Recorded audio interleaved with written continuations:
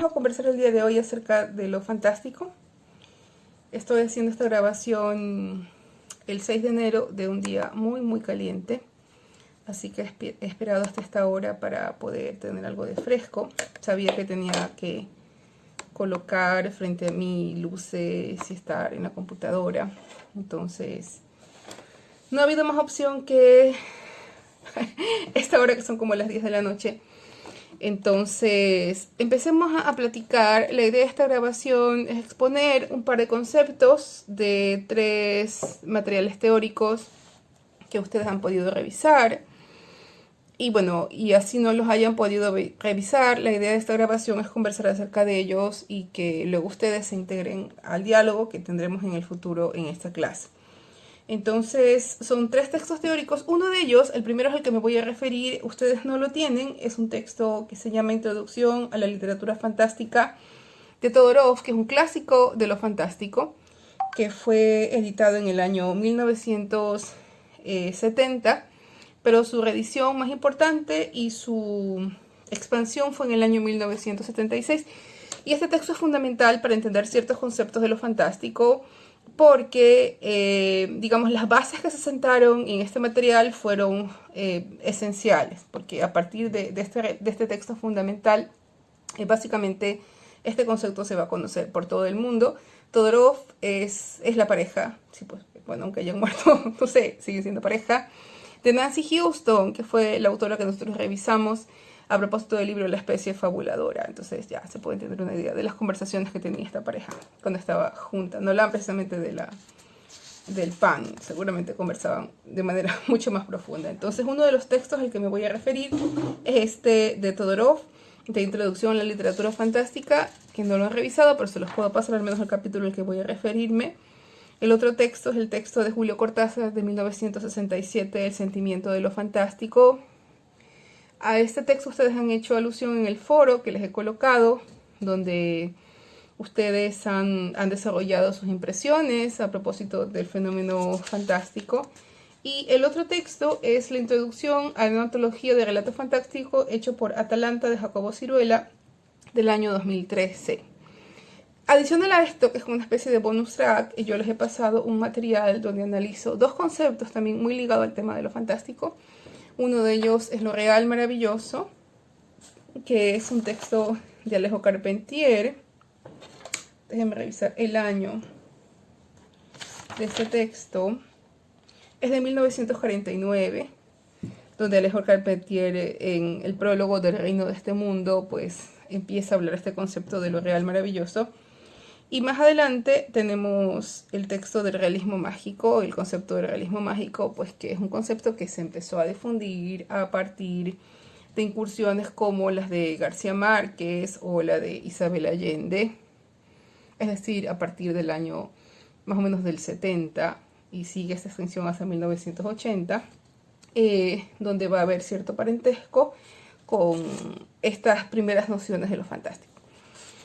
Ok, entonces esta exposición, que un poco es hablarle a la cámara como quien delira y que puede ser un poco incómoda, yo calculo que va a durar unos 45 minutos. La intención de esta exposición es que ustedes revisen estas nociones esenciales que yo les estoy dando y luego pues la pongamos en diálogo en nuestra clase del día viernes, si es que a ustedes les parece bien y les parece pertinente. Entonces es como un mapeo de estos conceptos fundamentales. Ok, entonces voy a empezar analizando esta primera noción de lo fantástico hoy, día 6 de enero, en que han pasado 2 cosas un poco extrañas. La primera de ellas, pues ustedes seguramente la pudieron ver a lo largo de la tarde, que es la toma de un grupo de trumpistas al Capitolio estadounidense, ataviados de esta manera muy particular. Casi como, no sé, pues salieran realmente de un relato post-apocalíptico. Y otra cosa curiosa que me pasó hoy, les quería platicar sobre esto porque me parece que es un ejemplo básico de cómo nosotros convivimos con este pensamiento fantástico, con este pensamiento mágico. Y es que estaba hoy haciendo cola en un centro comercial y a la entrada de un local comercial había una especie como de símbolo que las personas que estaban en ese local habían colocado, que tenía el texto: ninguna plaga tocará mi morada. Lo cual es tremendo porque nosotros sabemos que estamos viviendo un periodo histórico complejo, que es el periodo del COVID, pre y post-COVID, donde estamos amenazados por esta perpetua idea de la plaga bíblica, ¿no? Piensen ustedes que para los primeros cristianos, esta idea de marcar las casas, al menos en la parte superior, para que la plaga, piensen en las plagas de Egipto, ¿no? O sea, las casas de los cristianos estaban marcadas, por lo tanto la plaga seguía de largo y no mataba a los primogénitos o no los tocaba. Entonces, el estar en este local comercial y leer esta frase, ninguna plaga tocará mi morada, inmediatamente me remitió a eso, ¿no? A la idea de cómo queremos elaborar amuletos y protecciones para no sentir que el mal nos va a tocar, y eso es parte del pensamiento fantástico. Y también me acordaba de algo que un cuentero que Ángel Arboleda invitó cuando hacía un cerro de cuentos, contó que era un amuleto de protección que se llamaba los detentes. Los detentes eran como gráficos, no quiero utilizar la palabra gráficos, que hay otro nombre mucho más pertinente. Eran dibujos que hacían las novias, las esposas, las madres de los soldados que se iban a enfrentar en la guerra española.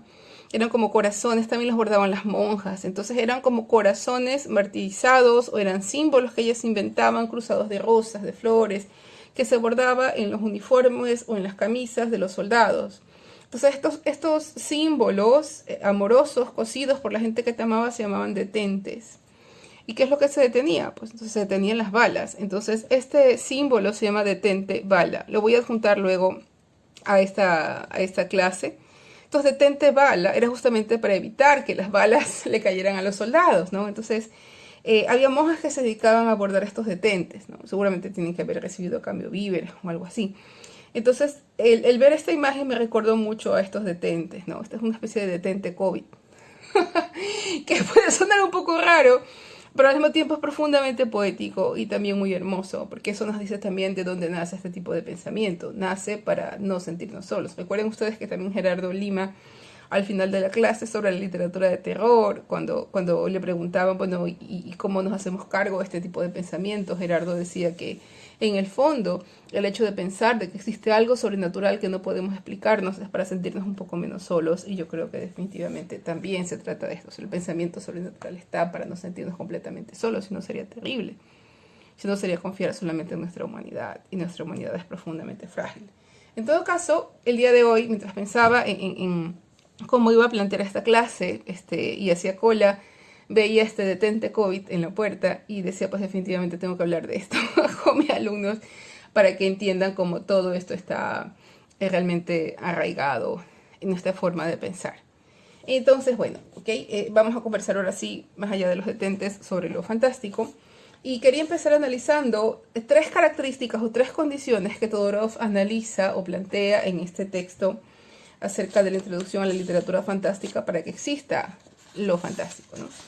Ustedes han desarrollado en el foro varios aspectos de lo fantástico. Muchos de ellos, de lo que he podido leer hasta hoy, tienen que ver con lo que Cortázar llamaba este sentimiento de lo fantástico. Es decir, lo fantástico se parece mucho a algo llamado percepción. O sea, la percepción está cruzada por una suposición de los sentidos. Entonces, me parece que ciertas cosas tienen estas características. Es decir, tengo como una idea que no es del todo confirmada. Entonces Todorov dice que la primera condición para que exista lo fantástico es la vacilación. Yo no sé cómo interpretar un fenómeno que me está aconteciendo. Entonces dice Todorov, hay dos posibilidades para explicar un fenómeno que nos causa vacilación. Un fenómeno extraño, extraordinario, una irrupción. Él utiliza también el término irrupción para referirse a esta incursión de lo fantástico. Entonces se trata de una irrupción en el mundo normal. Entonces eso nos implica también establecer ciertos términos que están ligados al concepto de la realidad o lo real. Más adelante, luego de trabajar el tema de lo onírico, que será en las siguientes sesiones, y entender también cómo funciona la literatura, lo que yo les había explicado, que no entra ni en la realidad ni en la ficción. No entra en la realidad ni en la imaginación, sino en una categoría media que se llama ficción, que no es necesariamente lo fantástico. Entendemos que hay una forma diferente de percibir las cosas. Entonces, dice Todorov, estamos presenciando una irrupción en lo que nosotros podemos entender la realidad. ¿Y qué es la realidad? La realidad es todo aquello que está ligado por las leyes de la lógica. ¿Okay? Entonces, una persona no puede volar desde el punto de vista de la lógica, o sea, no puede izarse en el aire. Una persona no puede atravesar paredes. Una persona no puede dejar de morir. Entonces, hay una serie de leyes de lógica que podría ser un ejercicio interesante que podríamos plantearnos, ¿no? Podríamos inventarnos o podríamos establecer 5 leyes lógicas para entender la realidad, aunque no seamos físicos, ¿ok? La ley de la gravedad es una, obviamente, ¿no? O sea, no podemos sostenernos en el aire, todo tiende a caer, ¿no? Pero entonces, digamos, lo que digo de la mortalidad, todos morimos, todo tiende a lo que se llama la entropía, es decir, a la decadencia y a la muerte. En fin, hay muchas más leyes con respecto a la lógica. Entonces, todo aquello que vaya a desafiar esas leyes de la lógica va a ingresar en el terreno de la dubitación fantástica. Pero, dice Todorov, para entender el fenómeno fantástico tiene que haber posibilidad de dubitación. Entonces, él pone un ejemplo de un texto llamado Manuscrito hallado en Zaragoza, que se le da el nombre también de la historia del endemoniado Pacheco, que es uno de los primeros textos fantásticos de la literatura que aparece, me parece, en el siglo XVIII. Bueno, hay un acontecimiento allí al que quiero hacer referencia porque Todorov explica eso. Entonces dice que un hombre llega a una posada, tras vivir una serie de aventuras y de peripecias, llega a una posada y esa noche se hospeda. Y en la noche alguien llega a tocarle la puerta, dice que es una mujer semidesnuda. Ojo con que las mujeres siempre estamos como del lado de lo otro, ¿no? De la no realidad. Una esclava, dice, negra, semidesnuda, y que la conduce a la habitación de 2 mujeres, ¿okay? que resultan que lo tientan. Entonces, y estas mujeres obviamente lo tientan con los placeres de la carne. Entonces, lo primero que se plantea este personaje es decir, bueno, estas son mujeres, digamos, no sé, con ávidas experiencias sexuales o son demonios. Es como la primera lógica de pensamiento, ¿no? Y entonces ahí está esa presencia de la dubitación. Este acontecimiento raro, anormal, porque una de las características que también menciona Todorov es que se trata de acontecimientos excepcionales. Tiene que tratarse de hechos que no necesariamente tienen que ser cotidianos, obviamente, o sea, no siempre se te va a presentar la posibilidad de intimar con seres de una belleza increíble, entonces, y altas horas de la noche, ¿no? Mientras tú estabas tranquilo, ahí como que llega el llamado de la aventura. Entonces, lo que dice este personaje es, bueno, ¿se trata de demonios o se trata de mujeres? Sin embargo, él decide acceder y yace con ellas, digamos, no hay intercambio carnal. Y al día siguiente, cuando él se levanta, se da cuenta que está, no en su habitación, sino que está cerca de un espacio abierto donde es famoso porque se murieron personas colgadas, o sea, había 2 colgados y resulta que de alguna forma estas mujeres se han transformado en los cadáveres de estos colgados. Pero sin embargo el narrador se la ingenia para dar la explicación lógica, digamos, he caminado dormido, o sea, insiste el narrador hasta que paulatinamente en el relato él se va dando cuenta que no hay explicación lógica para lo que le pasa.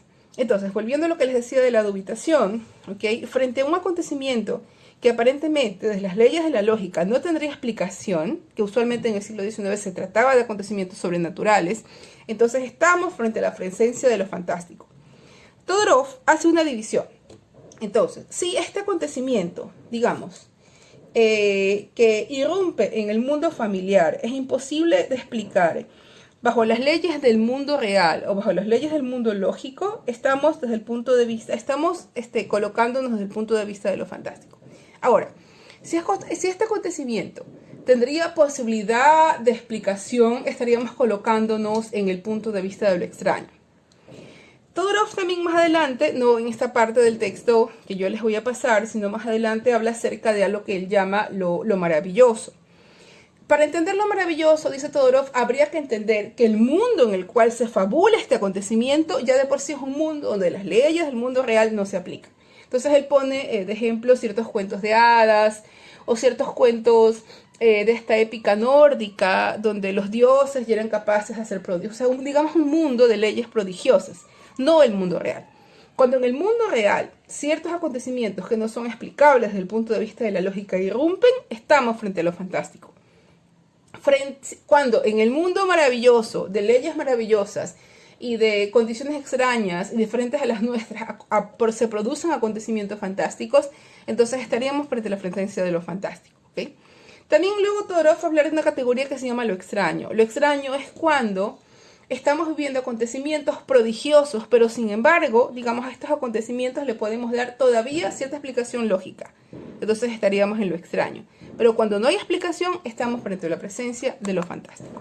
Eso. Entonces, la primera característica de Todorov para entender lo fantástico es la dubitación. Lo que me está pasando, ¿es real o no es real? ¿Es probable o no es probable? Entonces, usualmente cuando nos damos cuenta de que no es probable, estamos ante la presencia de lo fantástico. Y eso me recuerda un corto de una película que vi, una película hecha de cortos que se llama La Caja. Y en este corto, pues estamos frente a un mundo normal, que lo voy a narrar rapidísimo. En el mundo normal, una madre y un hijo toman un tren. Todo muy normal, ¿no? Parece que están en un paseo de sábado, qué sé yo. Entonces el tren está un poco deshabitado y ellos se sitúan en la parte de adelante del tren y frente a ellos está un anciano completamente vestido de negro, muy formal, y en sus piernas trae una caja. Entonces el niño, muy curioso, se acerca al anciano, la madre está un poco más atrás y le pregunta qué hay en la caja. Entonces el anciano no le contesta y destapa la caja. Y el niño ve el contenido de la caja. ¿Okay? La madre no lo ve. Y a partir de ese día el niño empieza a dejar de comer. Entonces, digamos, estamos dentro del mundo normal. Hay un acontecimiento, ¿okay?, que rompe la normalidad y que de pronto irrumpe, digamos, con esta irrupción, ¿ya? Y luego hay, digamos, una cadena de hechos que aparentemente no tienen explicación lógica porque ese niño dejó de comer. Entonces estaríamos, digamos, entrando en explicaciones que tienen que ver con lo sobrenatural. Y luego este niño cuenta el secreto de la caja, no a su madre, que es el único ser de la familia que sobrevive, sino también se lo empieza a contar a otros parientes, digamos a su padre o a su hermana, y también empiezan a dejar de comer. Entonces tú no entiendes de qué va, pero al final la madre, que es la única sobreviviente, se queda buscando a este habitante de la caja, a este hombre de la caja, a este hombre de la caja para ver qué es lo que tenía en la caja. ¿Y por qué quiere saber lo que tenía en la caja? Supongo que porque quería reunirse con sus familiares. En fin, bueno. Entonces este es un ejemplo, ¿no? Como de pronto, cuando hablamos de lo fantástico, usualmente, desde el punto de vista de lo fantástico clásico, vamos a vivir una situación extraordinaria. Estamos insertados en la normalidad y de pronto hay algo que rompe esa normalidad con su condición diferente. Y usualmente este acontecimiento, eso está ligado al tema del fantasma, que ya voy a hablar más adelante, podría ser entendido como lo fantástico. Otra de las condiciones para entender lo fantástico está ligado al hecho de que usualmente quien experimenta lo fantástico obviamente es el héroe, y la construcción narrativa tiene que involucrar al lector. Entonces es obvio que lo que sea que viva este protagonista tiene que ser narrado de tal manera que haya ambigüedad. ¿Okay? Y aquí podemos integrar no necesariamente estos hechos sobrenaturales, sino también la importancia del manejo del lenguaje para entender esta condición fantástica. Hay mucha literatura donde el tema de lo fantástico va a estar ligado también a la percepción del personaje y a la percepción del lector. Se me ocurre un texto clasiquísimo, que es La última vuelta de tuerca de Henry James, que aparentemente es una historia de fantasmas contados desde el punto de vista de la nana de un grupo de niños que presencia supuestamente acontecimientos sobrenaturales, y obviamente se va a desarrollar en una mansión extraña, una especie de mansión gótica, donde no se sabe si en realidad es una percepción del narrador o si es una percepción de la personaje, no se sabe bien, ¿no? Pero aparentemente hay la sospecha de que la personaje haya enloquecido. Por lo tanto, no se trata de una erupción sobrenatural, sino de su percepción del mundo. Es lo que podríamos considerar una especie de narrador un poco desequilibrado o un poco mentiroso.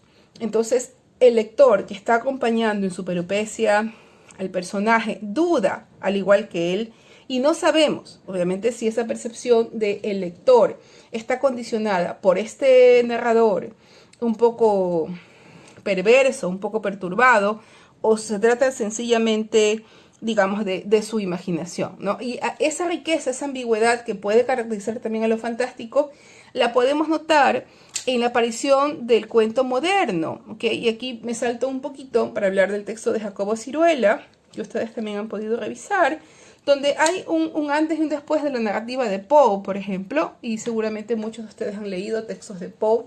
En este momento se me ocurre uno fundamental, que es la historia del gato negro de Edgar Allan Poe, donde el personaje narrador es un alcohólico, y no sabemos, digamos, si su percepción de la realidad que se empieza a enrarecer a partir de la presencia de este gato negro llamado Plutón es debido a su alcoholismo o es debido a que en realidad este gato tiene ciertas características sobrenaturales, digamos. Entonces, ahí la fortaleza de una narración donde el personaje te puede presentar este poder de dubitación. Y tú como lector estás focalizado, obviamente, en el personaje. Por lo tanto, tú quieres pensar que en realidad se trata de que el gato es un elemento del mal, digamos. Más adelante esto sucede. Pero también puede ser. Hay otro texto de Poe muy conocido también que se llama El corazón delator, el corazón revelador, que aparece también, en ese aparece la historia de un narrador que está fastidiado por el ojo de un personaje. Le molesta un ojo blancuzco que tiene un personaje y decide asesinarlo porque no soporta la presencia de este ojo. Y luego más adelante en la historia oculta el cuerpo bajo las tablas del piso y resulta que él empieza a escuchar este corazón, el latido del corazón latiendo con fuerza, y él mismo se entrega a la justicia porque quiere que ese corazón deje de latir. Entonces este es un caso también en que el narrador en que el autor ha construido una historia desde una percepción muy particular, focalizada en el personaje, donde el lector es conducido a dudar en esta ambigüedad. Entonces, segunda característica, más allá de la vacilación, es una construcción narrativa tan inteligente y tan hábil que te permita a ti como lector acompañar a este héroe, a este personaje en su dubitación, en su aventura mental, digamos. Y podemos mencionar, dice Todorov, es una manera de leer. Luego Jacobo Siruela, dando ejemplo de la implosión y la explosión, también va a referirse a eso, ¿no? Es decir, la literatura fantástica no es solamente el periodo histórico que va del siglo XVIII al siglo XIX, sino también es una manera de entender el mundo. Es una manera de entender y de explicar ciertos fenómenos que desde el punto de vista de la realidad serían un poco inexplicables. ¿Okay? Eso lo dice Jacobo Siruela. Ya hablé de los acontecimientos que no son predecibles desde el punto de vista de la vida diaria.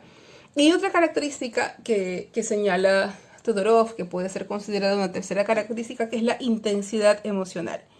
Esta unión entre la dubitación y la redacción del texto, que tiene que ser ambigua y poderosa, te causa a ti como lector una sensación de profunda perplejidad. Por lo tanto, te emociona, te causa una impresión. Ahora, Todorov habla de los cuentos de hadas y dice que hay cuentos de hadas que en realidad causan pavor y no necesariamente te encantan. ¿Okay? Nosotros hemos experimentado eso en los textos que hemos revisado. Nosotros revisamos este texto de la madre y claramente todo el tiempo estamos preguntándonos qué sentir frente a este cuento. Obviamente, pues, magia y maravilla nos sentimos profunda conmoción. Entonces, él dice que usualmente hay cuentos fantásticos que no necesariamente son cuentos de miedo. Pensemos en lo que revisamos también de Prof y el amuleto mágico y el objeto. Pero que en muchos cuentos fantásticos sí hay miedo, ¿no? Porque hay muchos cuentos del siglo XVIII sobre todo, que van a tratar sobre el tema del fantasma, sobre el tema de las apariciones, que van a causar esa sensación. Es decir, dice Todorov, usualmente frente a algo que yo no termino de entender y que confunde mis sentidos, yo voy a sentir, si bien es cierto, no miedo, voy a sentir perplejidad. Y de esa perplejidad es una fortaleza para el sentimiento de lo fantástico. Más adelante Cortázar, en el sentimiento de lo fantástico, digamos, él va a hablar acerca de esta sensación como de maravilla, que dice él, habemos personas que estamos más habitadas a transitar de un espacio, digamos, entre la realidad y lo fantástico, y por lo tanto no sentimos ni siquiera asombro, pero también entendemos que hay personas que no son capaces de hacer este tránsito con calma. Siempre van a sentir como una especie de susto. Entonces se me ocurre también una frase muy famosa de Lovecraft, que es un autor que Jacobo Siruela cita, diciendo que el sentimiento primordial humano es el miedo. Y nosotros hemos platicado de eso también cuando hablábamos de la sensación de los hombres primitivos frente al fuego, calentándose y pensando cómo hacer para pasar la noche llena de sonidos. Entonces, yo pienso que, digamos que esta tercera característica que Todorov menciona como intensidad, es característica de la sensación fantástica. O sea, estamos desconcertados por lo que nos está pasando, ¿ok? ¿Y qué vamos a sentir frente a esto? Sentimos maravilla, pero también sentimos temor. Es decir, no sentimos indiferencia. Creo que eso es lo que quiere decir Todorov. O sea, frente al acontecimiento fantástico, no podemos decir, bueno, ya pasó, se ha desaparecido, se le ocurre, ¿no? ¿Qué es lo usual? Digamos que nosotros dejamos un objeto en algún lugar, dejamos un lápiz sobre el escritorio. Y cuando lo vamos a ver al día siguiente no está. Entonces, ¿qué sentimos frente a eso? Sentimos perplejidad. ¿Por qué no está? Yo lo dejé aquí, en este momento. Estoy poniendo un ejemplo un poco ingenuo, ¿no? Pero lo podemos extrapolar digamos, a cosas y sentimientos que ustedes hayan experimentado. Revelaciones en sueños, por ejemplo, que el tema del sueño como tránsito lo vamos a ver más adelante, pero también lo menciona Todorov. Muchas de las revelaciones fantásticas se hacen en sueños. El sueño es como una especie de elemento de tránsito, ¿no? Así que, digamos, hemos vivido un acontecimiento de aparentemente sobrenatural. Alguien se nos ha revelado en un sueño y nos ha indicado dónde está un tesoro. Y nosotros vamos y resulta que el tesoro estaba allí. Entonces, definitivamente, lo que vamos a sentir es una especie de sorpresa y de pavor, que según Todorov sería la tercera característica de lo fantástico. Y eso, entonces, eso con respecto al tema de Todorov.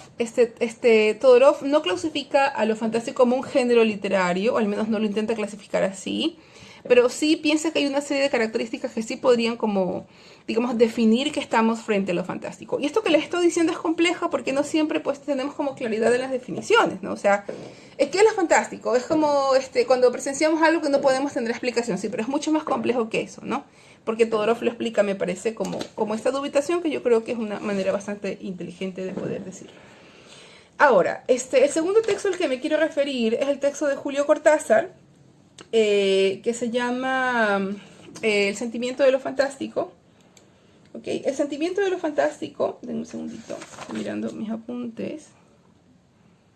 Ajá, es del año 1967. Hay que recordar que Cortázar fue docente a lo largo de toda su vida, empezó su carrera siendo profesor, y luego las universidades de diferentes partes del mundo lo contrataban para que vaya a dar charlas. De hecho, es famosísimo un documento que se llama Charlas en Berkeley, que Cortázar, ese texto salió por primera vez en 1980, pero luego de Cortázar ha sufrido diferentes reediciones. Son charlas de Cortázar acerca de diferentes temas, uno de ellos acerca de la realidad, y vamos a leerlo más adelante en este curso, cuando Cortázar reflexione acerca de lo que él considera la realidad, y su percepción de la realidad es bastante fantástica, digamos.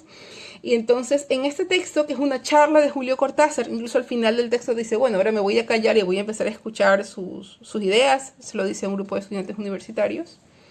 Es del año 1967, es decir, él ya había empezado a trabajar en su línea de escritura desde más o menos el 60. Recuerden el año en que se publicó el famoso Bestiario, me parece que es el 60, no me acuerdo si es entre el 62 y el 65, pero digamos ya Cortázar había empezado su carrera. Cortázar arranca su carrera con El espaldarazo de Borges, ¿no? Que leyó un texto de este chico, leyó, por cierto, Casa Tomada, y en una revista que Borges tenía, dijo, bueno, vamos a apoyar a este muchacho alto, de ojos grandes, así que siempre viene a molestarme, vamos a publicar ese cuento. Y arranca ahí Borges apoyando a Cortázar, publicando ese enormísimo cuento que es Casa Tomada. Entonces, en el sentimiento de lo fantástico hay una definición que me parece muy bella y que voy a leer textualmente. Y él dice, es interesante esto, ¿no? Hay una cosa de Todorov que no mencioné. Cuando Cortázar dice que, al igual que la poesía, que la verdadera poesía, lo fantástico es aquello que queda fuera cuando intentas definir lo fantástico. Me parece una definición muy bella y también profundamente poética. Es decir, por más que yo intente en este video, que ya lleva casi 30 minutos, explicar ciertas líneas básicas de lo fantástico para que una clase de una maestría en escritura creativa comprenda qué es lo fantástico desde la teoría, solamente en su vivencia cotidiana, a partir de lo que ustedes hayan experimentado, que no tenga una explicación racional, ustedes puedan entender lo que significa lo fantástico. Yo, digamos, en mis ejercicios de escritura, que también de alguna forma tiene relación con lo fantástico y se han ido consolidando en el tiempo, he podido tener ciertas percepciones de esta, digamos, no normalidad, ciertas coincidencias azarosas que han terminado trabajando en beneficio, digamos, de mis proyectos creativos, ¿no? Pero también entiendo que, como Cortázar lo dice, las manifestaciones se realizan para aquellos que están preparados para entenderlas. Eso suena bastante místico. Pero digamos, si una persona es completamente pragmática, si presencia acontecimientos fantásticos, los va a dejar pasar por alto y no va a dar una explicación fantástica, va a dar una explicación racional. Y ese tipo de personas para Cortázar no le interesa. Cortázar dialoga bien con personas que tienen imaginación. ¿Y quiénes tienen imaginación para entender lo fantástico? Cortázar dice que los artistas. Y Jacobo Siruela en su introducción también dice los artistas, ¿no? Y de hecho coloca el vértice para entender lo fantástico en el siglo XVIII, donde prácticamente la actitud irracional fue una contestación a la ilustración, ¿no? A esta racionalidad donde todo se podía explicar por la ciencia. Entonces, pues, tiene cierta lógica cuando Cortázar dice que lo fantástico es todo aquello que queda fuera de la definición de lo fantástico. Significa que finalmente, al intentar definirlo como un sentimiento, es decir, como una percepción singular, o sea, un sentimiento es una cosa que nos estremece desde dentro y para la que no tenemos una explicación lógica, la tristeza está allí, la alegría está allí, el deseo está allí, ahí podríamos entender cómo funciona lo fantástico. Dice Cortázar, lo fantástico se da cuando las leyes de la realidad fallan, y también dice que él dialoga bien con las excepciones de las leyes y no con las leyes. Es decir, que para Cortázar, al igual que para Todorov, lo fantástico está en lo excepcional. Entonces, él pone varios ejemplos, pero me parece que el más simpático de todos es el de Instrucciones para John Howell, que ustedes pudieron leer allí. Cortázar escribe un cuento llamado Instrucciones para John Howell, y un chico llamado John Howell lee el cuento y resulta que más adelante en su vida es la historia de un chico que no es actor, pero que lo llaman a realizar una obra de teatro. Y este chico John Howell va a París y luego retorna a Nueva York y resulta que lo invitan a formar parte de una obra de teatro y él luego lee Instrucciones para John Howell y ve que le ha pasado exactamente lo mismo que Cortázar ha escrito. Entonces le dice a Cortázar, explíqueme usted cómo funciona esto porque en realidad yo no entiendo, ¿no? Entonces ese es un ejemplo de cómo actúa lo fantástico en las excepciones para Cortázar. Y bueno, y Cortázar también habla acerca de, poniendo un ejemplo, ¿no? De cómo finalmente lo fantástico se vuelve una especie de percepción inexplicable, pero uno sabe que ni siquiera uno intenta de pronto ni siquiera compartir con otros porque es una experiencia íntima, porque el resto va a pensar que uno está un poco chalado. Lo va a comparar con el tema de la memoria, ¿no? Con una memoria, dice, la memoria activa, que es la memoria que tú haces y ejercitas todos los días cuando quieres recordar, eso no lo dice Cortázar, pero lo pienso yo, la clave de tu computadora, o cuando quieres, digamos, recordar el nombre de personas que te saludan en la calle.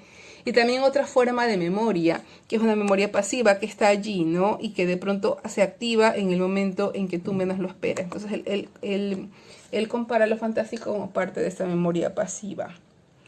Otra cosa que él dice, y quiero retomar lo que dije acerca de cómo es que los artistas entienden bien, digamos, el tema de lo fantástico, o podrían entenderlo con mayor habilidad, es porque están conectados con la imaginación.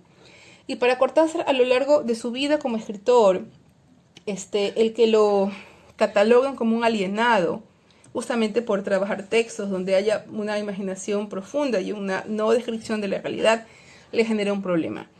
Nosotros hemos podido revisar un texto de Cortázar que es Apocalipsis en Solentinaine, ¿no? Que tenía ambas características. Era un texto basado en acontecimientos reales, ¿no? De su relación con Ernesto Cardenal, y este espacio territorial raro que era Solentinaine, que luego fue arrasado, tal como Cortázar lo predijo. Y hay otro texto que yo recomiendo mucho de Cortázar, es un cuento que se llama Pesadillas, que es una metáfora de la dictadura argentina. Y entonces hay una cosa que menciona Cortázar y también menciona Todorov que yo no dije, y es que usualmente lo fantástico no va a significar necesariamente lo que está contándose literalmente, sino que va a tener la posibilidad de ser leído desde la antropología, es decir, desde la metáfora. Entonces, usualmente, cuando uno conversa, voy a poner el ejemplo de Pesadillas, ¿ok? De Julio Cortázar. Es la historia de dos hermanos, ¿ok? Una hermana cae de golpe en coma, un sueño profundo y no se puede despertar, y aparentemente sufre de colapso, ¿no? Y al mismo tiempo hay un hermano que está comprometido con un movimiento político subversivo, que tiene ausencias, y mientras la humana está ausente, la hermana como que se agudizan estas pesadillas. Entonces, al final del cuento, el hermano es capturado y la hermana, digamos, tiene como crisis más fuertes antes de despertar. Entonces, la lectura tropológica, metafórica de este cuento es que la hermana es argentina, ¿no? Y está dormida, mientras en realidad los militares están en el poder y están haciendo destrozos, pero quiere despertar, pero al mismo tiempo los militares no la dejan. Al final del cuento, el hermano es capturado e irrumpen en la habitación de la hermana. Entonces Cortázar irónicamente termina diciendo: se despierta la hermosa vida, cuando tú entiendes claramente que la vida de esa familia ya no va a ser hermosa nunca más por todo lo que ha pasado. Entonces ese es un ejemplo de un texto que va a funcionar, perdón, a ambos niveles, ¿no? Un primer nivel que va a ser un primer, digamos, un nivel literal. Hay una chica que cae en coma y un hermano militante político. O el nivel tropológico. En realidad aquí lo fantástico lo que está queriendo hacer es hacer una denuncia acerca de la condición política. Entonces aquí aprovecho para hablar de dos géneros que siempre han sido entendidos como géneros evasivos. Ese es un gran problema para quienes hacen fantástico de manera consciente, que son géneros que aparentemente, digamos, han salido de la esfera de denuncia de la realidad. Recuerden que cuando también revisamos siglo XIX, estamos hablando de que hay otros autores que están como muy insertados en el realismo, ¿no? O sea, estamos hablando de autores, digamos, como Flaubert, por ejemplo. Pensemos en estos escritores franceses, en los escritores rusos, donde, digamos, la literatura tenía que ser un calco de la realidad, ya, porque de otra manera esta literatura no tenía calidad. Piensen en la comedia humana. Entonces, pero por otro lado también estamos, y eso lo va a explicar luego Jacobo Siruela, en un momento donde era importante también alejarnos de esta realidad para contar otras cosas. Entonces, resulta que puede ser profundamente opresivo. Entonces, digamos que el territorio fantástico, que es el territorio de la imaginación, nos permitió contar otras cosas desde otro punto de vista, ¿no? Desde el punto de vista de la imaginación.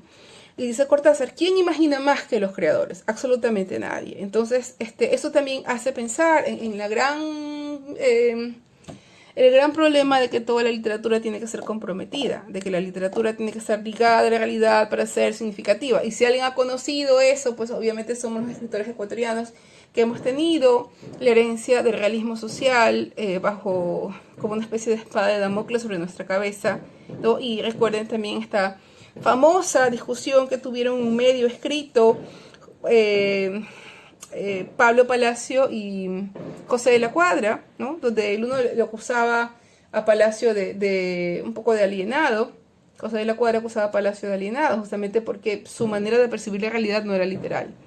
Ya ahí no estaba denunciando los problemas, ¿no? Pero obviamente hay que entender ese tiempo de esta manera, porque era la forma en cómo se escribía. Y bueno, y Palacio también hablando de la realidad, pero desde su manera, ¿no? De esta manera muy particular de entender, o sea, desde su manera de ver el mundo, básicamente imaginativa y no literal. Entonces hay que cuidarnos de eso. Entonces por eso es que Cortázar dice que los poetas viven en una percepción metafórica todo el tiempo. Por lo tanto, una cosa, digamos, para un poeta, para un creador, no es necesariamente eso, ¿ok? Digamos, una mujer pequeñita que corre desnuda, no es necesariamente una mujer pequeñita que corre desnuda. Puede ser una metáfora de la libertad femenina.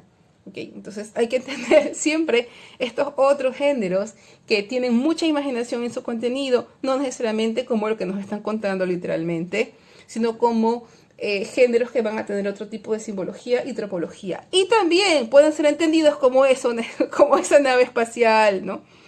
Me acuerdo, un segundo, voy a mojar la garganta. Que en nuestra parte de noche, Mariana Enríquez menciona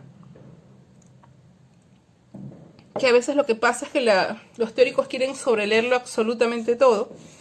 Y entonces había un fragmento en nuestra parte de noche, voy a contar mal este ejemplo, pero más o menos está la idea, en que, digamos, los chicos tenían que hacer una especie de magia en un caldero con huesos de los antepasados. Y entonces el periodista le dice: esos huesos de los antepasados van a significar que Argentina aún no puede deshacerse del fantasma de la dictadura. Y Mariana Enríquez dice: no, literalmente son los huesos de los antepasados de estos chicos porque es lo que me funcionaba para la historia. Entonces a veces pasa que también queremos forzar lecturas antropológicas. Entonces eso es lo maravilloso de textos que pueden ser leídos en clave fantástica, ¿no? O sea, puede significar literalmente eso, como puede significar otra cosa.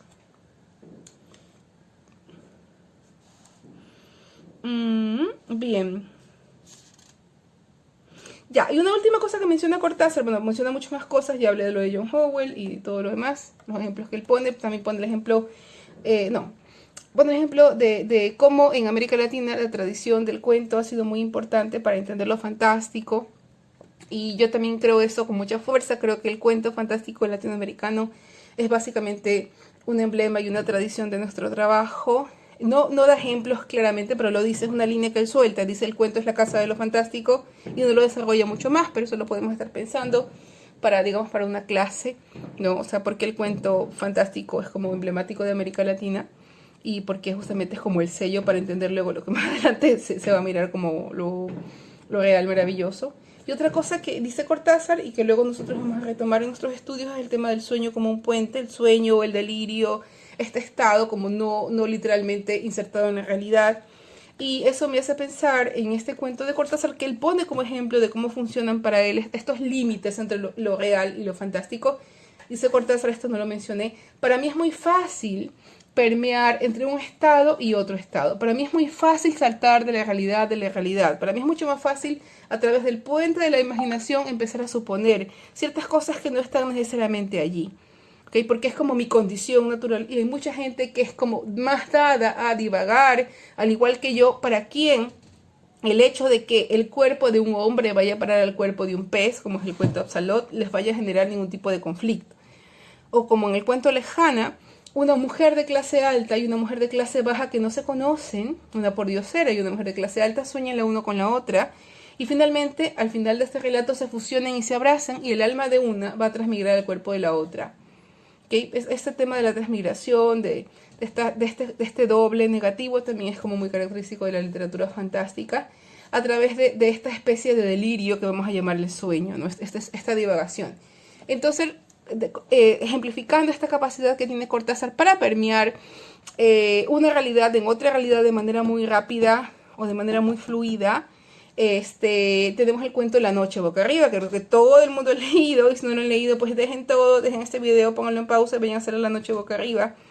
La noche boca arriba es la historia, ¿cómo lo definimos? Aparte que es medio complicado de explicar, de dos realidades, ¿ok? De un chico que va en una moto y que sufre un accidente y que de pronto está grave en un hospital, ha recibido un golpe en la cabeza y sueña o piensa o percibe en este momento crítico, mientras no está consciente, que es un guerrero que está viviendo otra realidad. Es un guerrero mochica, me parece, que está siendo cazado por los aztecas en algo que se llama la Guerra Florida. Es decir, ni siquiera está como en otra percepción, en otra realidad, en otro tiempo. Y eventualmente en el delirio de la fiebre, porque está un poco fiebrado, vuelve al mundo real y se da cuenta que está en un hospital y que está como, tiene quebrado algo. Y otra vez vuelve a ceder el sopor del sueño. Y otra vez vuelve a ser un guerrero apresado, y etcétera, etcétera, etcétera, hasta que finalmente, digamos, su conciencia se define por una de estas dos realidades y algo sucede. Entonces, si no ha leído La noche boca arriba, a leer La noche boca arriba de Cortázar para entender a qué me estoy refiriendo cuando hablo de esta sensación de permearse en la realidad. Y aquí yo les hago una pregunta. No sé si todos ustedes, supongo que todos, sí, porque somos humanos, han pasado por la fiebre. Yo recuerdo que he pasado fiebres, me tocó en madera hace mucho tiempo. Y la fiebre es un estado muy particular, es un estado delirante. No sé por qué recuerdo mi infancia como muy enfebrecida. Y recuerdo que la percepción de la fiebre, en este delirio de la fiebre, en que el cerebro se pone un poco loco, percibe cosas. Yo sentía, me ponía muy sinestésica cuando estaba fiebrada de niña. Y me parecía que había colores, que los colores me hablaban y que habían colores que eran como malvados, sinestesia pura. Y había colores que eran bondadosos. Y esto como uno lo verbaliza cuando tiene 8 años. No tienes idea cómo vas a decir, mamá, hay colores malos, de psiquiátrico. Pero ahora que ha pasado un poco de tiempo, entiendo que la fiebre me colocaba en un estado muy particular de percepción de la realidad. No sé cómo les da a ustedes enfebrecidos, sean delirados, pero eso es el delirio febril. Y piensan en la cantidad de cuentos que empiezan con el delirio febril. Hay un cuento, el cuento que nosotros hemos revisado, bueno, se me acuerdan en ese momento 3, en este estado, digamos, provocado, alterado, adrede a propósito del sueño y el delirio de la fiebre. Uno de ellos es Frankenstein. Drácula, de Bram Stoker. Drácula, en el narrador de Bram Stoker, dice que empieza la historia una noche de empacho, porque creo que había comido mucho y se había sentido mal y que había tenido como delirio, entonces se le ocurre escribir esa historia de Drácula.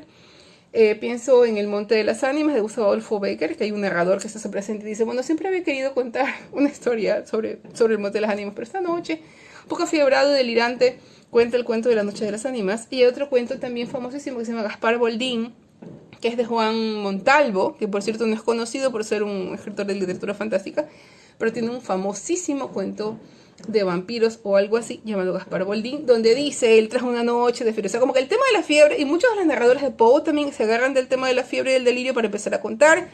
El narrador del Cuervo de Poe, por ejemplo, montones, Ligeia, hay montones de cuentos que se colocan como en este estado liminar, ¿sí? Como limítrofe entre realidad y estado febril, y a partir de ese estado no real empiezan a construir historias. Entonces, esto lo dice Cortázar a propósito del tema del sueño. Yo lo traslado un poquito más y pienso en la fiebre y en los estados liminares. Ahora, no sé si ustedes recuerdan un término, ya vamos casi una hora y sigo hablando, se no termino, al que se refirió Gerardo Lima, que es el término de lo luminoso. Ok, el término de lo luminoso, okay, hace alusión a algo que yo digo, Gerardo Lima de pronto me corrige, lo que es el numen. ¿Qué es el numen? El numen se supone que es la esencia a partir de la cual se imagina. Okay. El numen era un producto que estaba solamente a disposición de los dioses griegos y que le podían dar a los humanos para que puedan imaginar. Entonces es como la condición básicamente imaginativa humana. Ese es el numen. Y entonces cuando los oráculos, como el oráculo de Delfos, cuando estas mujeres, estas doncellas que estaban en el oráculo de Delfos, entraban en trance y tenían visiones no reales acerca del futuro, estaban en el estado luminoso. En este cuento de Arthur Machen, que no expliqué mucho y que de pronto me arrepiento de eso 1000 veces porque se nos pasó por alto un texto extraordinario que es el gran dios Pan, que nos quedamos un poco así, y voy a hablar de él un ratito porque me parece un cuento fantástico y lo menciona Jacobo Ciruela. Una persona está mirando la naturaleza. ¿Okay? Es una naturaleza turbia, muy propia del siglo XIX, una naturaleza en conflicto con lo humano, una naturaleza llena de niebla y al mismo tiempo salvaje, ¿no? Y dialoga con un amigo suyo, este doctor dialoga acerca de hacer un experimento con una muchacha que han rescatado para que pueda ver la totalidad del mundo, ¿okay? Diciendo que el mundo no es el orden que nosotros conocemos, este orden, digamos, satisfactorio, sino que el mundo también puede ser caos, ¿no? Está dominado por fuerzas, es muy de Lovecraft, dominado por fuerzas elementales terribles, ¿no? Y entonces, para que ella pueda ver este total del mundo, le hace una operación rara que no se dice bien, que es una incisión en el cerebro, ¿no? Y mientras esto sucede, este chico tiene como una especie de sueño místico raro a partir de una cosa que han puesto en el aire, que es una especie como de éter, no se sabe. Entonces recuerdo un pasado cuando era mucho más joven, que como que se internó en la selva y vi una cosa rara que era como un ser extraño con cuernos, entonces como, no se sabe bien qué, es como una presencia salvaje rara. Operan a esta chica, ella vuelve del sueño y se queda como mirando algo portentoso, extraordinario, y de pronto abre los ojos como los gatos cuando están con nosotros y abre los ojos de manera sobredimensionada, y entonces observan algo enorme y digamos terrible, y resulta que ese es el gran dios Pan. O sea, digamos, una realidad que está ahí conviviendo con nosotros brutal. No se sabe bien qué vio. Entonces, ella vio esta presencia luminosa, tuvo un contacto con la divinidad, ¿okay? Y este contacto con la divinidad te deja un poco turulato, te deja un poco loco. O sea, la mente humana, lo dijo Gerardo también, no está para nada habituada a mirar el todo, a tener contacto con este Dios. Entonces, de alguna forma, porque terminé hablando de lo luminoso, tengo la menor idea. Porque estaba hablando de lo fantástico. Entonces me parece que esta experiencia con lo luminoso, con este más allá inentendible, también es muy propia de lo fantástico. ¿Cuándo presenciamos lo luminoso? Presenciamos lo luminoso, digamos, en las experiencias religiosas. Si alguien es como muy religioso y ha podido sentir este estremecimiento frente a la presencia, digamos, de una cosa sobrenatural. pero también lo podemos presenciar en el sueño. Este contacto con lo irreal es muy, muy largo, esto que les estoy hablando, en algún momento lo podemos platicar un poco más largo, acerca que es esta realidad deimónica, que no tiene que ver con el diablo, sino con esta otra cosa un poco rara. Pero usualmente lo luminoso está ligado a las experiencias divinas. Entonces, digamos, estas experiencias divinas muchas veces tienen relación con el sueño. Hay una famosa leyenda, dos historias que tienen que ver con el sueño. Una de ellas es la historia de un general griego que tuvo una visión en un sueño y alguien le dijo, una voz de esas voces que aparecen en los sueños, le dijo, la siguiente noche cenarás en Cartago. Y él interpretó esa voz divina de los sueños como que iba a vencer una batalla y resulta que no, que lo apresaron. Entonces lo que le dijo no era falso ni cierto del todo, porque terminó cenando en Cartago, pero esta vez como prisionero. Y otra cosa es una historia de un hombre que, no sé bien, muy bien la historia, me parece que este hombre era como una especie de dignidad en una tribu, era como el chamán de la tribu, y entonces siempre pedía tener visiones con los dioses, porque estaba un poco timando, porque no tenía nada, sin embargo decía que veía.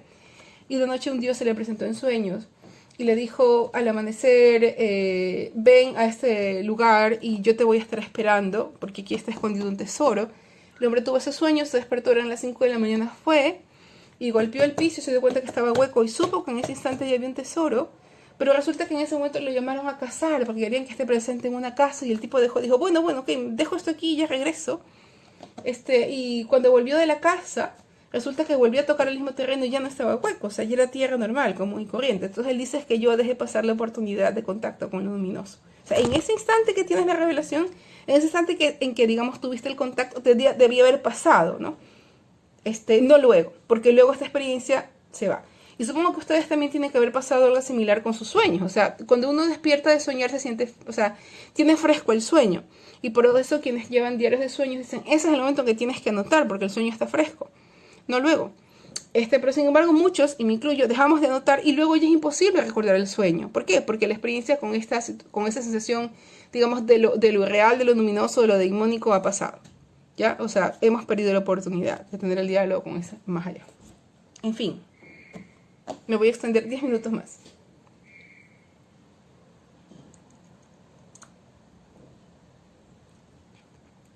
Porque es complicado hablar 2 horas uno solo. Así que yo creo que 1 hora está bien.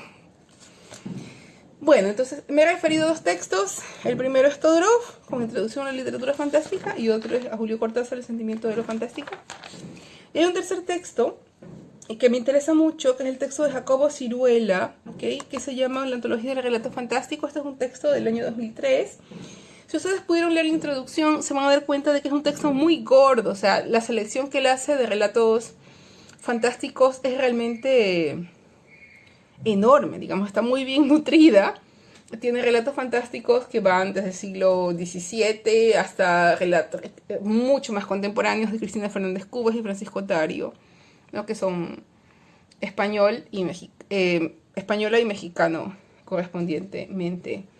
Entonces, él dice que, bueno, parte también de esta idea básica de Todorov, dice que hay 2 maneras para él entender lo fantástico.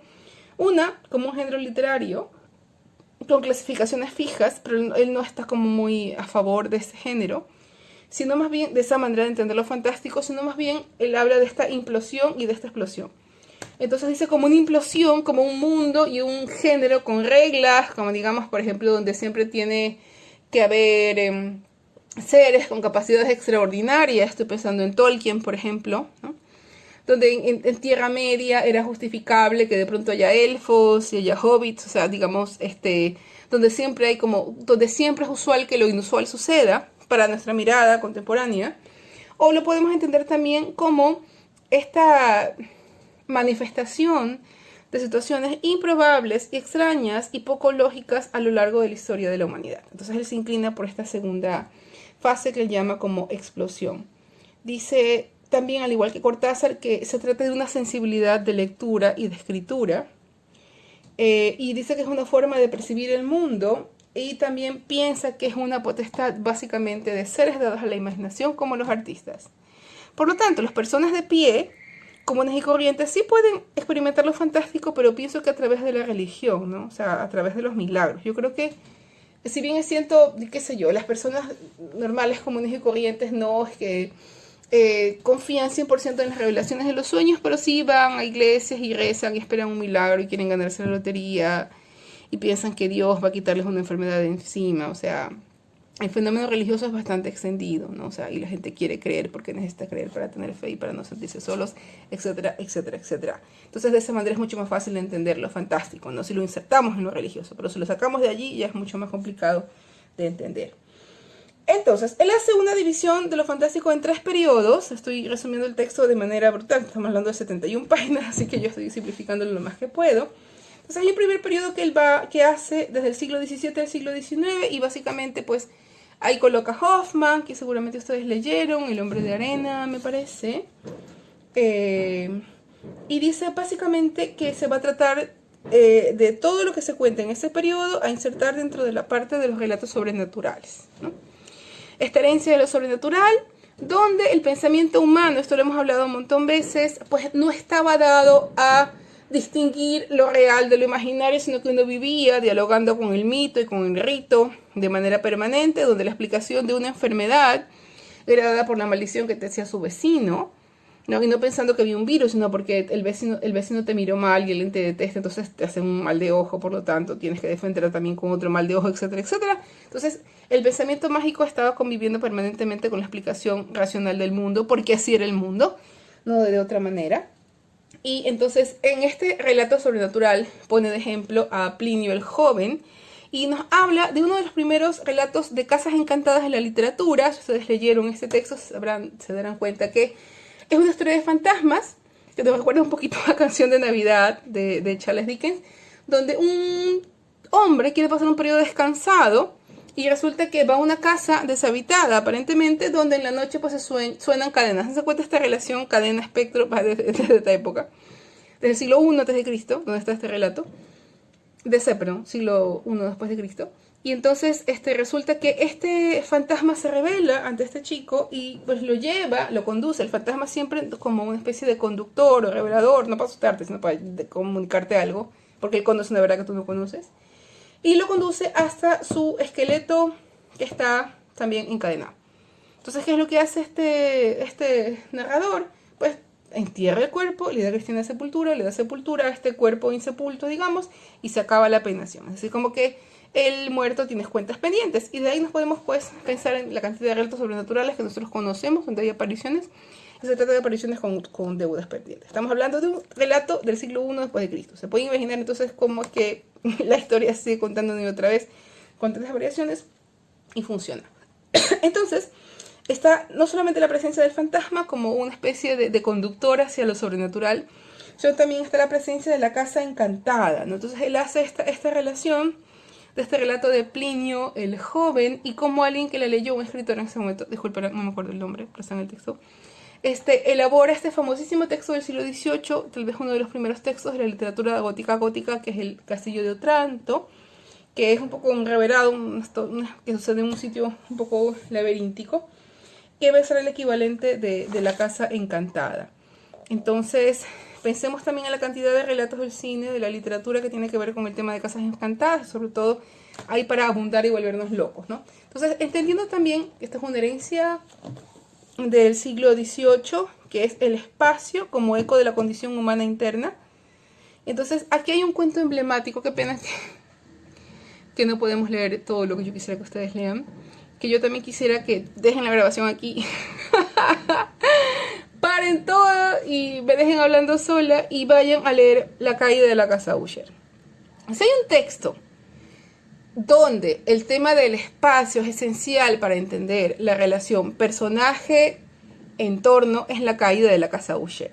¿Okay? La caída de la casa Usher, si no la han leído, también es otro mega clásico de la literatura. Siempre hay como una persona externa que es como el juicio, que entra a un terreno, digamos, viciado, porque los personajes que están allí no ven cómo viven la realidad.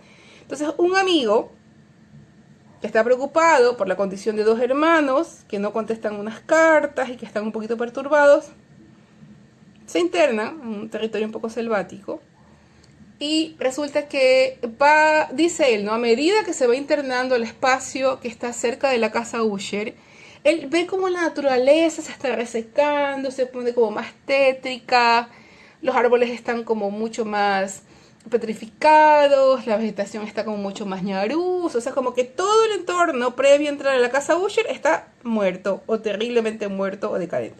Llega a la casa Usher y la casa Usher está decadente, vieja, mala y un pozo seco, o sea, como todas las señales diciendo huye, huye, huye. Sin embargo, él quiere a su amigo. Y resulta que él pasa, bueno, entra a la casa Usher, la casa también está como medio que se cae, está vieja, fea, qué sé yo. Entonces resulta que conoce la relación entre los hermanos. Hay una sospecha y rara de incesto, al igual que Casa Tomada. Recuerden que en Casa Tomada tiene una profunda influencia de la caída de la casa Usher y Cortázar tradujo la obra entera de Poe, por lo tanto hay un diálogo ahí muy directo. Y bueno, y al final, ya para no extender el cuento, porque quiero que lo lean bien, en realidad es un cuento extraordinario de la literatura fantástica, la casa se cae, pues la caída de la casa Usher, la casa como que hay una implosión, citando a Jacobo Ciruela, donde la casa es consumida desde sus propios cimientos y cae hacia adentro y se derrumba desde sus bases mismas con sus protagonistas dentro. El narrador no, porque no tiene nada que ver con el asunto, logra escapar y ve la caída literalmente de la casa Usher. Después que cae la casa Usher, piensan en lo que les dije de la posibilidad metafórica de la literatura fantástica. Mil explicaciones. Una de ellas es por el pecado de los hermanos, porque estaban teniendo incesto, o porque de pronto estaba viciada y los antepasados querían también ya terminar de ser consumidos, etcétera, etcétera, etcétera. O sea, hay muchas explicaciones. Una explicación literal puede ser porque la casa estaba vieja. Punto. No le hicieron mantenimiento. Pero no vamos a quedarnos con esa explicación literal, sino vamos a quedarnos con la explicación de lo fantástico. Es decir, bueno, entonces, ¿por qué estoy hablando de esto? Porque ese es un tema, o mi tema muy, muy usual en la literatura fantástica del siglo XVIII y del siglo XIX, aparte del relato de fantasmas que ya mencioné, que es el tema de la casa encantada. Ok, entonces, les decía, ¿no? Tenemos un relato fantástico y característico del siglo XVIII y del siglo XIX que usualmente va a tener un narrador un poco conservador que va a dar sus impresiones, ¿no? O sea, acerca de lo que está observando. Tenemos una renovación en el cuento fantástico a partir de la presencia de Edgar Allan Poe, y yo ya mencioné anteriormente por qué. Justamente porque sus narradores tenían como una presencia, o al menos tenían una conciencia relacionada con lo psicológico, ¿no? Y con el psicoanálisis, o con la ciencia muy, muy presente, ¿no? O sea, y presentaban sobre todo el tema de la dubitación. Es decir, los narradores de Poe, aquí se me viene a la mente otro texto también emblemático de la literatura de Poe, que es el caso del señor Valdemar, el extraordinario caso del señor Valdemar, donde un hombre es hipnotizado antes de morir, y como que lo pone en una especie de estado catatónico. Entonces tú, por un lado, tienes explicación científica, que es decir, este hombre no muere porque está hipnotizado y está en estado catatónico. Recuerden que hasta este momento había también como esta relación rara entre ciencia y magia. Recuerden cómo se explicaba la reactivación del cuerpo muerto, esta idea de la galvanización, la electricidad. Entonces le ponían electricidad pensando en Frankenstein de Mary Shelley, y Mary Shelley estuvo presente en estos ejercicios de galvanización, donde, digamos, a la rana o al cadáver le ponías electricidad y revivía. Entonces estamos hablando de una ciencia que también tenía una explicación en la magia, pero del todo no estaba claro. Entonces la ciencia era mirada con cierto aire maravilloso. Entonces lo que hace Poe en el extraño caso del señor Valdemar es que utiliza la ciencia como una herramienta para explicar lo fantástico. Entonces, como les decía, un hombre está a punto de morir y un científico lo hipnotiza, y de pronto lo deja en un estado comatoso, ya, y aparte de eso, como lo hipnotiza, lo hace hablar, y entonces este tipo desde la muerte habla y explica más o menos cómo es la muerte, y no muere. Entonces no respira nada, y quienes están presenciando este acontecimiento están aterrados, hasta que al final del cuento, digamos, este científico lo libera y el cuerpo muere de golpe, y de pronto se termina casi que de pulverizar ante la vista de quienes están contemplando todo esto. Y es un fenómeno horroroso. De hecho, la descripción de este cuerpo decadente que cae y se derrumba es brutal. Así que si también quieren poner esta grabación en pausa e ir a leer El extraño caso del señor Valdemar de Edgar Allan Poe, tienen toda la licencia del mundo, porque es un cuento extraordinario. Entonces, les estaba diciendo, aquí, al igual que decía Todorov, importa mucho cómo va a focalizar la historia nuestro narrador para entender que estamos frente a un fenómeno realmente extraño y particular. Entonces, les recomiendo, bueno, ya hablé del gato negro, les voy a recomendar otro cuento más y otro cuento más. Uno de una autora norteamericana que es Charlotte Perkins. El cuento se llama El papel tapiz amarillo. Y otro cuento de un escritor ecuatoriano que es Carlos Béjar Portilla. El cuento, como les dije, de Charlotte Perkins es El papel tapiz amarillo, es la historia de una mujer recién dada a luz que va a llegar a una casa y lo mismo, la percepción, ella llega y le parece que en el tapiz amarillo que está frente a su cama de mujer recién dada a luz hay formas extrañas y también hay una mujer atrapada allí, como una proyección personal. Y en el caso del cuento de Carlos Béjar Diplocus, pues tenemos como una irrupción de lo fantástico. Resulta que a una cena llega un ser, a una cena familiar llega un ser que el padre, el padre de la casa pues adora, no sabemos si es un jefe o algo así. Paulatinamente se va revelando que se trata como una especie de cucaracha, como un homenaje a Kafka, que hace el escritor ecuatoriano ambateño Carlos Béjar Portilla.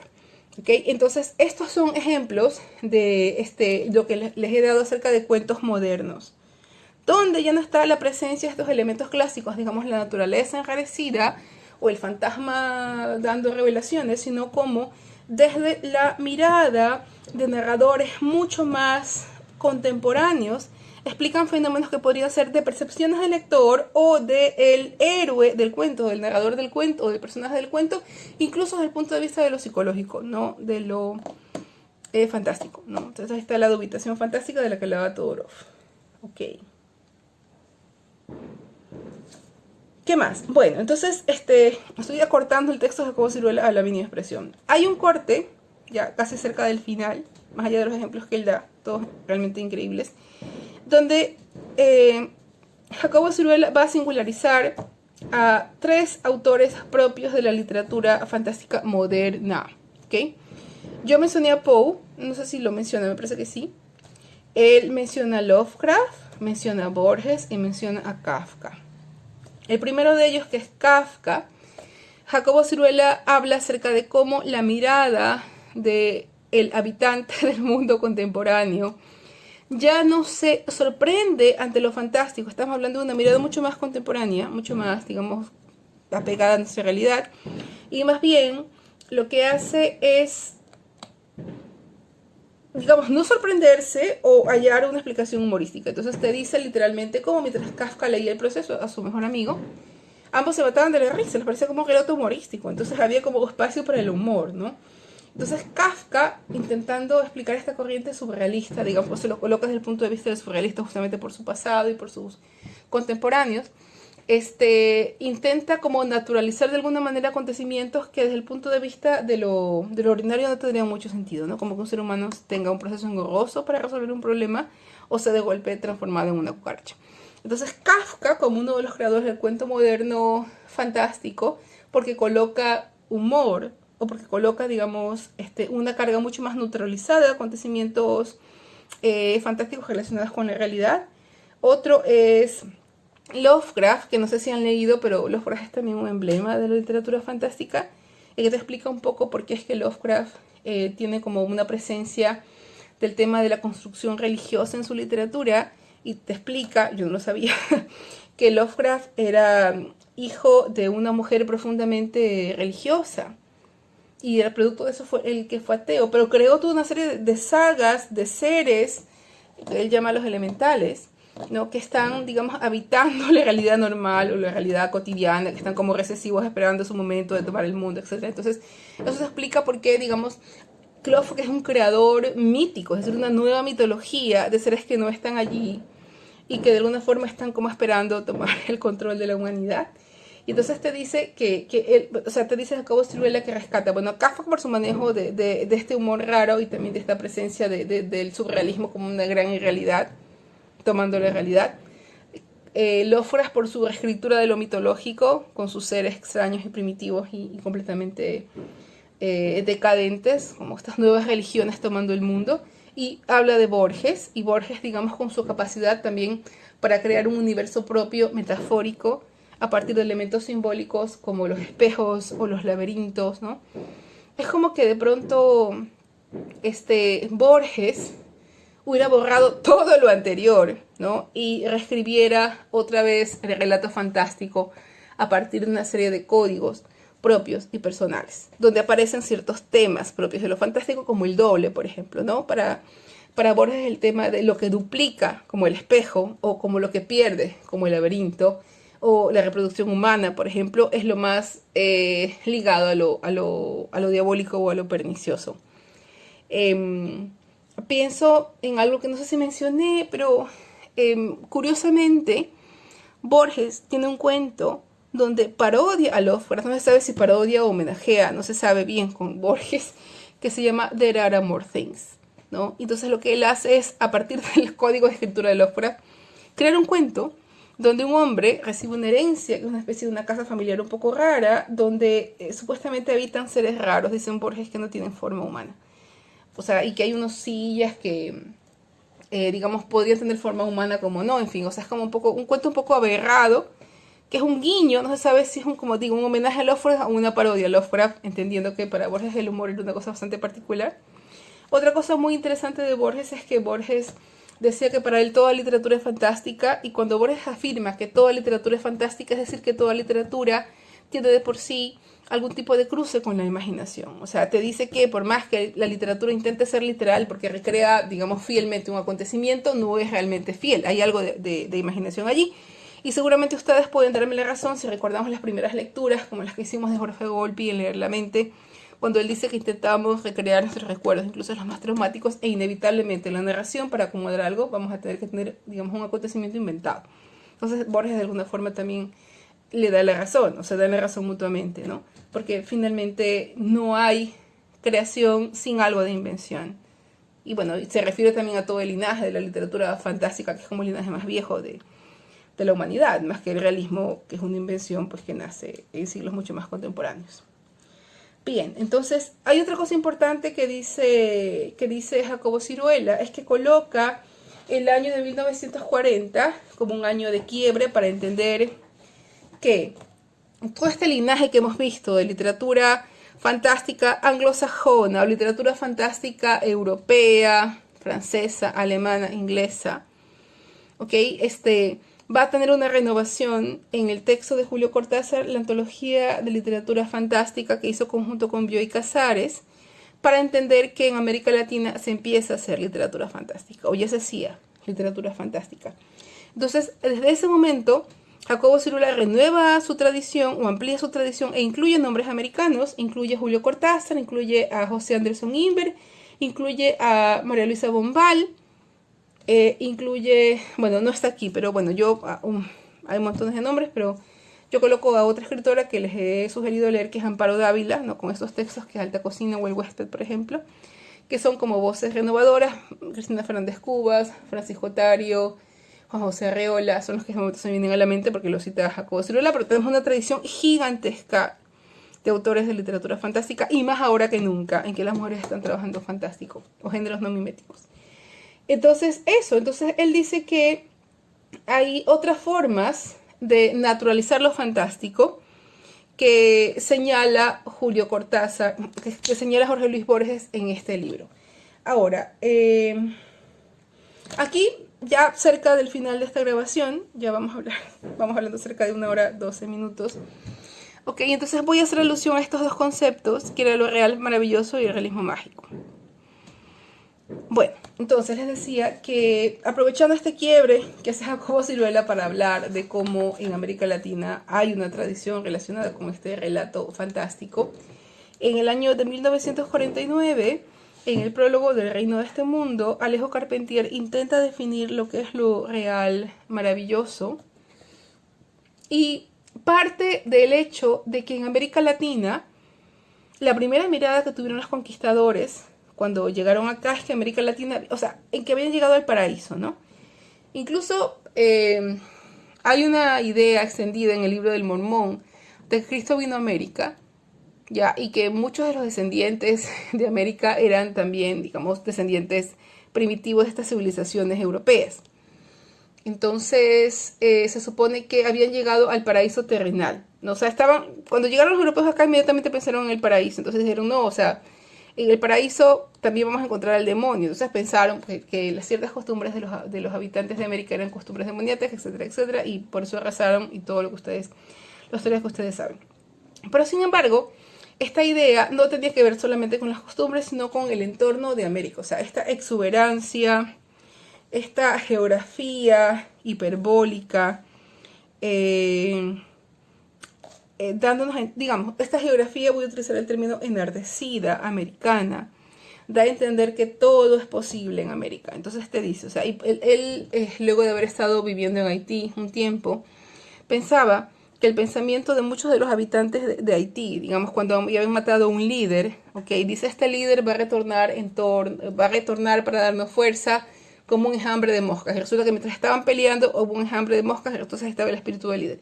Entonces da a entender, primero, que esta sensación de lo real maravilloso está en el ambiente, ¿sí? Está en este entorno exuberante que es propio de América. Pero también este pensamiento americano donde convivimos permanentemente con lo inexplicable sin sentir ningún tipo de extrañamiento. O sea, es como naturalizado. Y aquí vienen, por ejemplo, bobos. O sea, digamos, ¿no? El hecho de que podamos vivir permanentemente con la amenaza de inundación, con inundaciones y ya no extrañarnos, sino, digamos, continuar viviendo a pesar de eso. O el que, digamos, encontremos humorístico el que en Estados Unidos haya revueltas cuando nosotros hemos tenido un pasado brutal de cambio de presidentes. O sea, es como decir que todo lo tremendo y lo probable es posible en América porque su carácter y su condición terrenal y de sus habitantes lo permiten. Es como una característica propia de la condición americana dada su geografía y su exuberancia. De esa manera, Alejo Carpentier explica lo real maravilloso.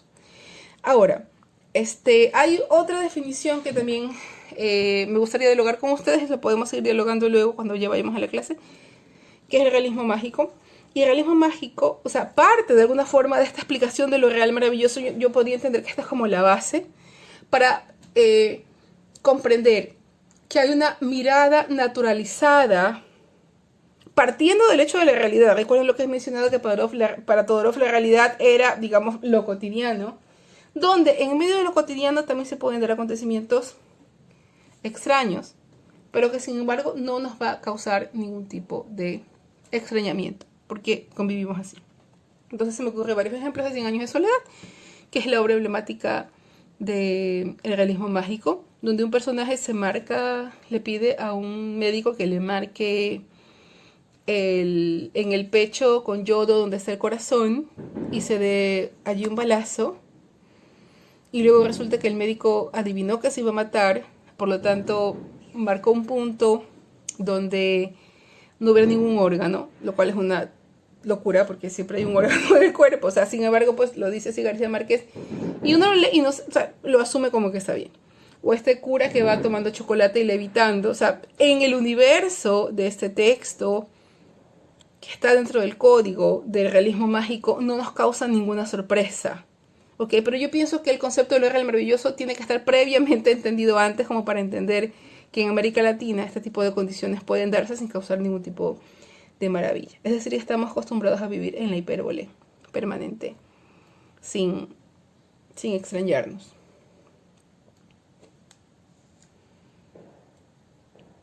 Yo tengo acá otro comentario que había colocado justamente en el texto que les pasé. Se vive el asombro sin el exotismo. Se vive el asombro sin exotismo porque estamos en un mundo maravilloso con un pie en la realidad y con un pie en la imaginación.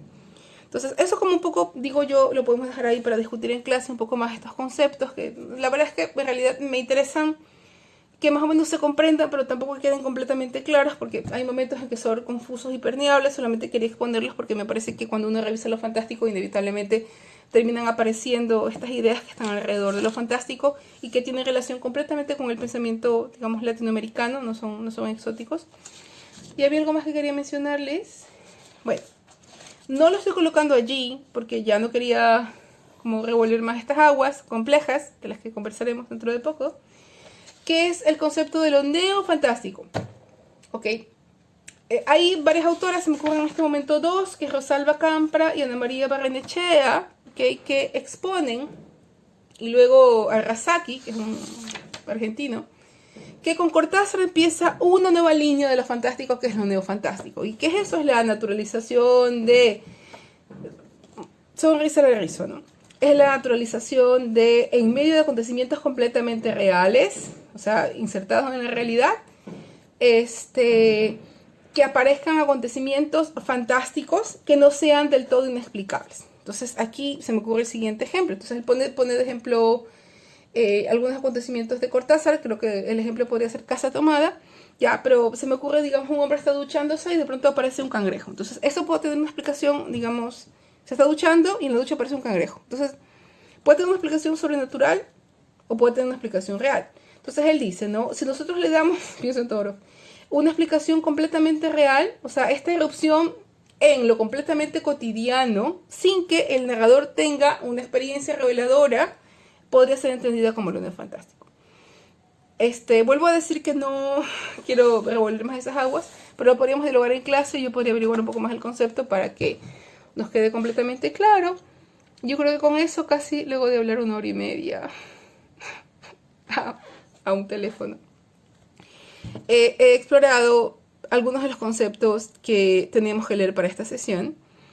Me gustaría que para el día viernes que nos volvemos a ver tengan preguntas y podemos dialogar más ampliamente acerca del tema. No he hablado de los cuentos que teníamos que leer justamente porque me gustaría que apliquemos estos conceptos en clase y que definitivamente ahora que estoy hablando voy a revisar un poco más el tema de lo neofantástico, pero creo que no está todo claro. Y lo vamos a seguir hablando, ¿ok? Les deseo que estos días de enero no sean tan confusos y pues que puedan rendir en sus lecturas. Les envío un abrazo y nos vemos muy pronto. Espero que todo esto que les he explicado pues haya servido un poco para asentar conceptos. Y que estén muy bien. Hasta luego.